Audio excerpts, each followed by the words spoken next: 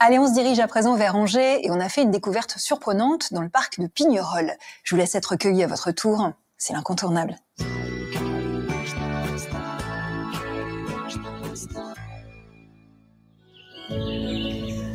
Aux portes d'Angers, le château au style néoclassique de Pignerol vit dans la quiétude de son vaste parc boisé. Mais en pleine promenade, les badauds pourraient être surpris. Entre les arbres s'élèvent d'imposants bunkers, stigmates de l'incroyable histoire de ce château, pris dans la tourmente de la Seconde Guerre mondiale.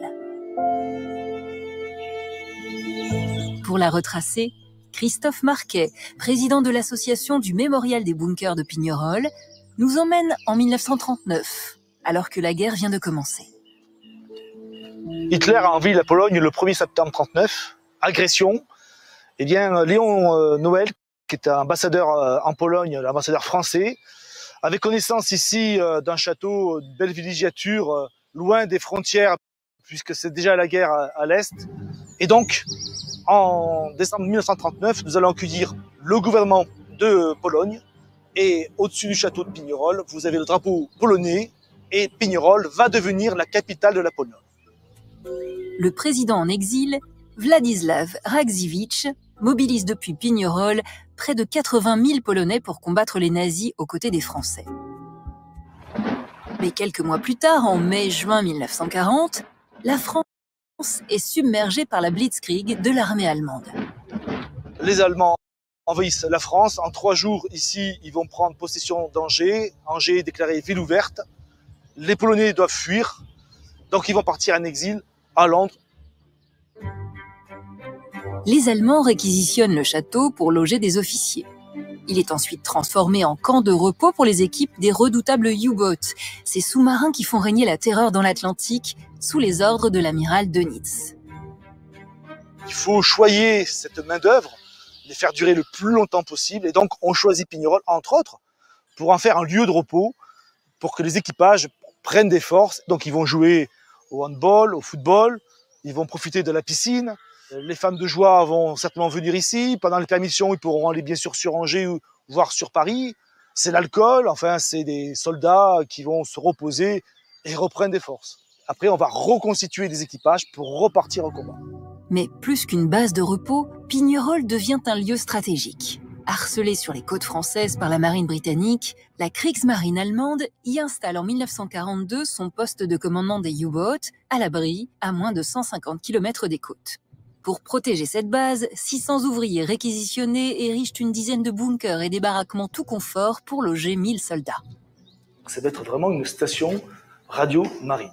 Donc imaginez dans le stade bunker, l'énorme mastodonte ici à Pignerol, 1500 m², avec parfois des murs d'épaisseur de 3,60 m, où il y avait des salles des cartes, il y avait des salles de situation où les Allemands pouvaient diriger et voir la progression de leurs sous-marins. Sous ces bunkers se joue une partie de la bataille de l'Atlantique entre Winston Churchill et l'amiral Dönitz. C'est ici que les ordres transitent depuis Berlin vers la côte grâce aux infaillibles machines Enigma qui codent les messages. Mais les Allemands ignorent que le match est truqué, car les Alliés possèdent un mathématicien de génie.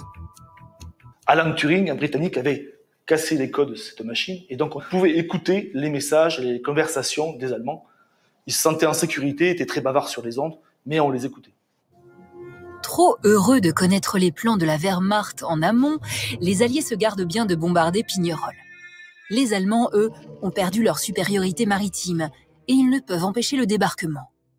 Une fois la Normandie gagnée, la 3e armée américaine cible le château de Pignerol. 9 août 1944 exactement, l'approche de l'armée Patton. Les Allemands ici vont prendre peur, vont miner le parc, vont incendier principalement les installations comme le stade bunker et vont fuir. Le château, le parc et les constructions allemandes sont miraculeusement épargnés. À quelques kilomètres, Angers, meurtri par les bombardements, se retrouve à la fin de la guerre dans une situation effroyable. Beaucoup de gens ont tout perdu, et puis des anciens prisonniers qui vont revenir, des démunis, des délogés. Et donc, en pleine crise de logement, on va choisir Pignerol pour le transformer en cité d'urgence de relogement. 1000 personnes sont installées dans les baraques allemandes à Pignerol. L'ancien QG des sous-mariniers change de visage. Les Allemands ont laissé derrière eux des baraques dans lesquelles ils vivaient, avec tout le confort à l'époque. Donc il y avait une quarantaine. Il y avait une station d'épuration, il y avait une rivière qui traversait le parc. Certains bunkers ont servi ils appelaient ça des cabanes, des sortes de petites réserves pour mettre le grain, le vin, etc. L'église va être dans l'orangerie, il va y avoir des écoles de garçons, écoles de filles, une petite supérette, il y avait un poste de police, un club de foot, la piscine qu'ont laissé les Allemands, cette piscine qui était une des rares piscines qu'il y avait à Angers. Les enfants de la cité d'urgence jouent dans les bunkers, sautent dans la piscine et arpentent le parc jusqu'en 1964. Après 18 ans à Pignerol, les familles sont finalement relogées à Angers. Les bunkers, eux, sont un temps transformés en abris anti-atomiques pour le président de Gaulle en cas d'attaque nucléaire soviétique, avant d'être abandonnés à la végétation.